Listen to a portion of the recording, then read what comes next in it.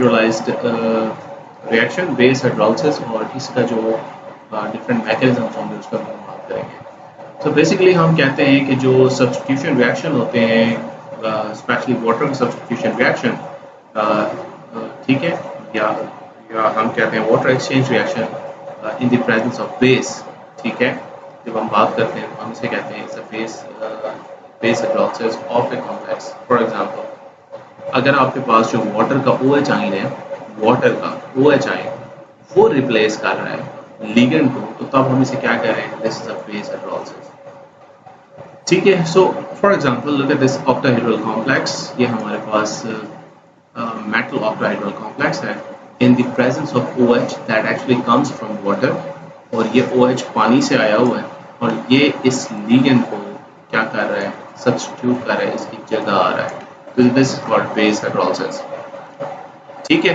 So in other sense ये जो जो ये L है, लिगेंड है, this is a leaving group, ठीक। और फिर हम फर्दर पढ़ने जा रहे हैं कि ये कैसे एक्सचेंज कैसे होता है, ठीक है जी। फॉर एग्जांपल आप ये कहते हैं कि ये ऑक्टाहेड्रल अमाइन कॉम्प्लेक्स है, ठीक। पेंटामाइन क्लोरो कोबाल्ट 3 कॉम्प्लेक्स है। अगर आप इसके साथ OH के साथ यानी बेस के साथ दैट कम्स फ्रॉम वाटर, इस बेस के साथ से ट्रीट करेंगे तो जो क्लोरीन है उसकी जगह क्या आ गई है, OH आ गई है, and this is the base hydrolysis reaction. अगर हम इसका मैकेनिज्म को अगर हम देखें तो दैट बेस हाइड्रोलिसिस को जो मैकेनिज्म एक्सप्लेन कर रहा है उसकी तरफ हम जाने लगे। सो ये आपको ये पता चल गया है कि दिस इज द रिएक्शन जिसके बारे में हम बात करने जा रहे हैं। सबसे पहले हम बात करेंगे एसोसिएशन SN2 मैकेनिज्म। एसोसिएशन का मतलब SN2 मैकेनिज्म का भी आपको पता है और एसोसिएशन का भी पता है आपको। इसका मतलब ये है कि in the first step association takes place and in the second step dissociation takes place. Association का मतलब ये है कि ये बेस जो है वो एसोसिएट होने जा रही है, सो OH will attack on this cobalt और ये एक 7 coordinated intermediate बनाएगी। This intermediate is unstable and this is the slow process and it is an association process। जब ये एसोसिएशन हो गई तो ये इंटरमीडिएट इतना स्टेबल नहीं है, सो टू गेट स्टेबिलिटी डिसोसिएशन करेगा और इसमें से कोई एक लिविंग ग्रुप लीव करेगा जिसका बॉन्ड कोबाल्ट के साथ वीक हुआ है, और कोबाल्ट के साथ वीक किसका बॉन्ड हुआ है, क्लोरीन का, वो ब्रेक होकर OH निकल जाएगा। और ये आपने पीछे एक रीजन पढ़ी थी जिसमें आपने कहा था कि पाई एक्सेप्टर एंड पाई वो ठीक हो जाएगी, डोंट वरी, मैं आपको रिकॉर्डिंग भी दूंगा ऐसे। सो आपको ये पता है कि जो क्लोरीन है और OH है उसमें से कोबाल्ट क्लोराइड या कोबाल्ट OH बॉन्ड की अगर आप बात करें तो cobalt chloride bond weak bond है और cobalt OH bond stronger bond होगा because of the pi electron possibility, ठीक है। पाई बॉन्ड पॉसिबिलिटी वो स्टेबलाइज कर देगा इसको, तो लिहाजा क्लोरीन का बॉन्ड यहाँ से ब्रेक हो जाएगा, chlorine would be the leaving group और आपके पास 6 कोऑर्डिनेटेड कॉम्प्लेक्स बन जाएगा जिसमें OH जो है वो सब्स्टिट्यूट कर चुका होगा क्लोरीन को। This is association SN2 mechanism. इसी तरह rate of the base hydrolysed reaction की हम बात करने जा रहे हैं, तो इसी बेसिस पर हम रेट ऑफ रिएक्शन की बात करेंगे। सो आपको ये पता है कि the first step is a slow step and that is the rate determining step. So rate equation अगर हम लिखें इसकी तो rate is equal to K constant, rate constant into concentration of complex into the concentration of OH ions. The concentration of complex or concentration of OH ion will be the complex की concentration and base की composition का directly proportional होगा, यानी direct होगा, product होगा, would be the rate constant, rate of the reaction, sorry. So इसी तरह for example आपको ये पता है कि ये रेट डिटरमिनिंग स्टेप है और this is the second step, rate of reaction इस स्टेप पर ही बेस कर रही होगी। अब लिमिटेशंस क्या है SN2 मैकेनिज्म की, जो ऊपर मैकेनिज्म हमने लिखा है इसका पॉसिबिलिटी क्या है। नंबर 1 पॉसिबिलिटी, जो रेट लॉ इक्वेशन है, ठीक है, जो ऊपर आपने देखी है बेस हाइड्रोलिसिस रिएक्शन के ऊपर, वो किसके ऊपर बेस कर रही है, फर्स्ट रिएक्शन के ऊपर, यानी concentration of attacking nucleophile and concentration of the complex. लेकिन हमें ये पता है कि अगर OH की concentration बहुत high हो तो reaction rate will be independent to the concentration of OH ions.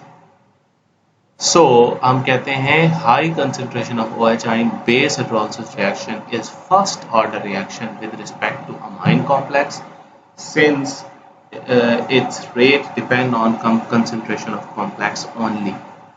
लिहाजा रेट ऑफ रिएक्शन चेंज हो जाएगा, रेट इक्वेशन चेंज हो जाएगी. It would be the first order. यहाँ क्या आ रही है? Rate equation is a second order.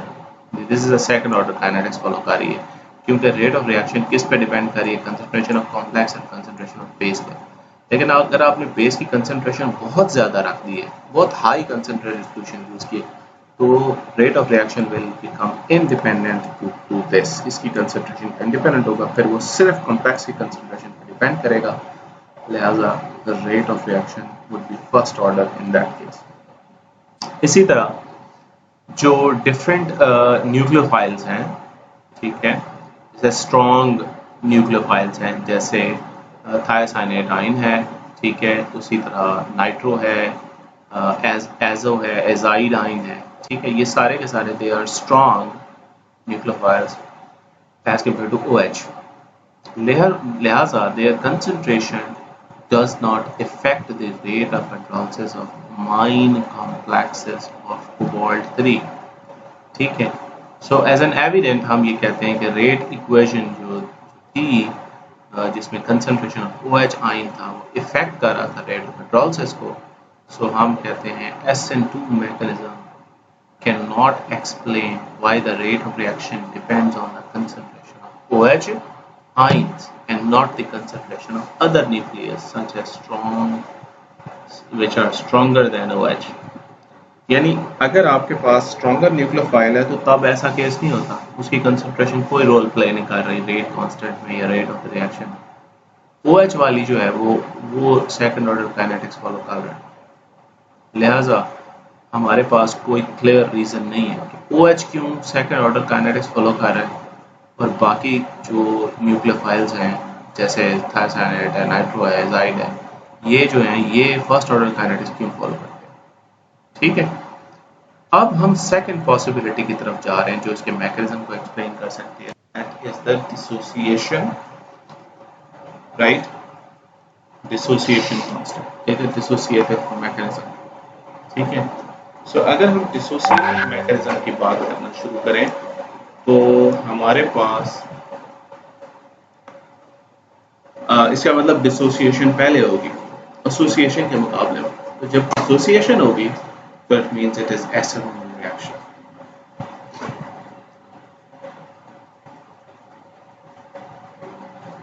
सही. And this mechanism was proposed by Garrick SN1. It stands for Garrick, and this SN1 stands for S substitution and nucleophile 1 unimolecular. And keep in mind इसमें जो conjugate base का भी concept आएगा. ठीक है.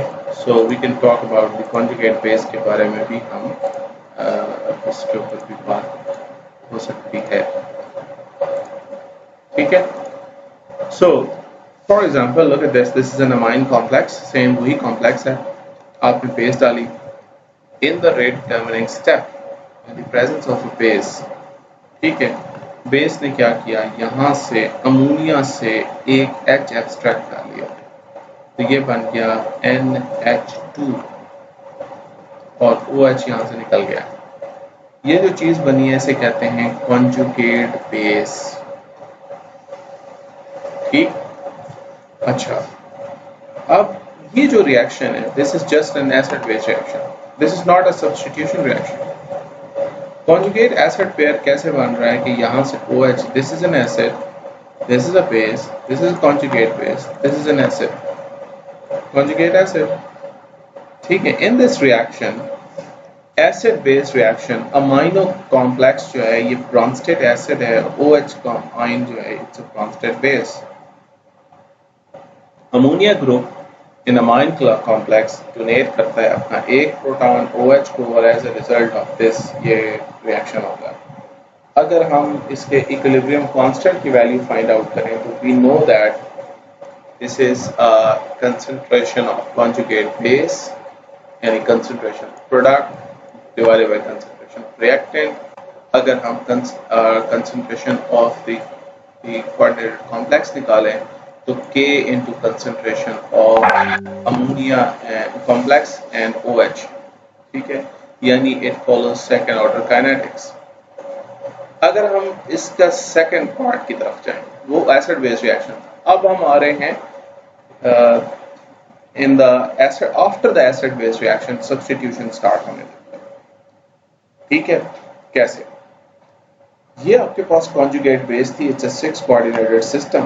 तो अब ये अनस्टेबल है, लिहाजा ये क्लोरीन जो है ये यहाँ से रिमूव हो गया। तो जब क्लोरीन रिमूव हुआ तो पीछे ये आपके पास एक इंटरमीडिएट बना, क्लोरीन डिसोसिएट हो गया।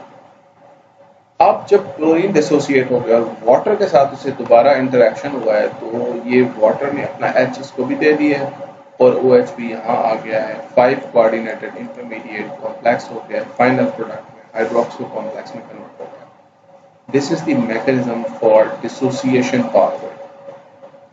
ऐसा इसलिए हुआ है कि OH ion is a weak base, strong base, लिहाजा उसने H एब्स्ट्रैक्ट किया है अमोनिया से। अब rate of hydrolysis of the reaction find out. आपने ये पढ़ा है कि जो सब्स्टिट्यूशन रिएक्शन है इसकी हम यहाँ से बात करना शुरू करें। अब सब्स्टिट्यूशन रिएक्शन की बात कर रहे हैं। सब्स्टिट्यूशन रिएक्शन का rate of concentration of conjugate base पर डिपेंड कर रहा है कि ये बेस जितनी ज्यादा होगी रेट उतना ज्यादा होगा, क्योंकि डिसोसिएशन हो रही है and this is a slow process. तो यहाँ ये क्या कर रहा है, इट्स अ कॉन्जुगेट बेस पर, it means it is a first order kinetics. So अब ओवरऑल रिएक्शन में 2 रेट डिटरमिनिंग स्टेप हैं, एक first step rate determining step था, एक second step rate determining step था। ये वाला A और B इक्वेशन के अंदर, ये स्टेप्स के अंदर। तो अगर आप इसे फाइंड आउट करें तो this is the concentration of complex and the concentration of the base. So although we know that this is SN1 mechanism overall, all involves, ये सारी transition state बीच में आ रही हैं, but it is a second order kinetics, ठीक है, समझ आई? Since SN1 dissociation step, which is the rate determining step, use conjugate base of initial complex, the symbol SN1CB. CB is a substitution and nucleophile CB conjugate base. ये गैरिक ने use किया था, ये propose किया था गैरिक ने, ठीक है। और अगर हम इनको कंबाइन करें इन सारे स्टेप्स को तो हम ये कहते हैं this is the complex, this is OH, first step is rate is a conjugate acid base complex, then dissociation, this is the slow step, and then association, and this is the final step. ये Garrick का mechanism, ठीक है, and then this mechanism is the second order kinetics, ठीक है जी। यहां तक किसी को कोई प्रॉब्लम?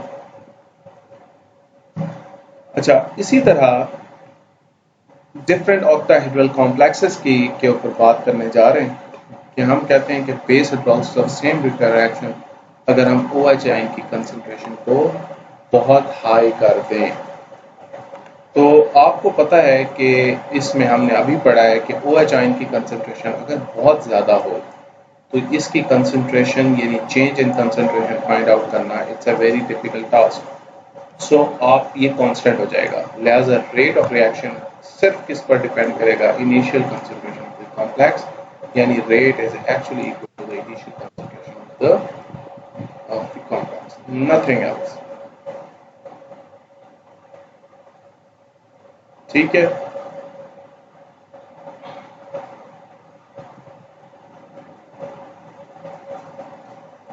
अच्छा जी, लेकिन ये रिलेशनशिप जो है ये वाला, ये सिर्फ उस वक्त अप्लाई होगा जब आपकी बेस कंसंट्रेशन बहुत लो होगी।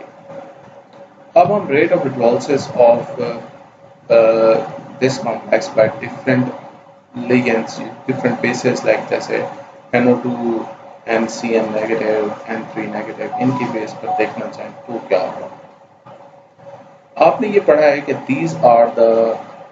these are anions are weaker base than OH ion, but as a nucleophile they are stronger nucleophile than OH. ठीक है, समझ आइए, ये आप सबको इस बात का पता है। सही है। आपने पढ़ा है कि जनरली अभी आपने ये देखा है कि जो OH आयन की कंसंट्रेशन होती है, रेट ऑफ हाइड्रोलिसिस को उस वक्त इफेक्ट करती है जब इसकी कंसंट्रेशन लो हो। But if the rate of hydrolysis of, ठीक है, की बात की जाए, rate of hydrolysis is if the hydrolysis is brought about by using these type of anions या bases, the concentration of base does not affect the rate of hydrolysis। ठीक, और इसको हम एक्सप्लेन कैसे कर सकते हैं, SN2CB मैकेनिज्म के थ्रू हम इसको एक्सप्लेन कर सकते हैं। अब ये जो आयन्स हैं, ये आयन्स ऐसे हैं जो OH आयन को H आयन को एब्स्ट्रैक्ट नहीं कर सकते, ठीक, to form the conjugate base of this acid. वजह क्या है कि जो ये आयन्स हैं, ये they are weak base, so they can not abstract proton from ammonia, ठीक है। लिहाजा ये वाले जो आयन्स हैं, ये गैरिक मैकेनिज्म के थ्रू नहीं जा सके, नहीं प्रोसीड करेंगे, ठीक है, समझ आइए।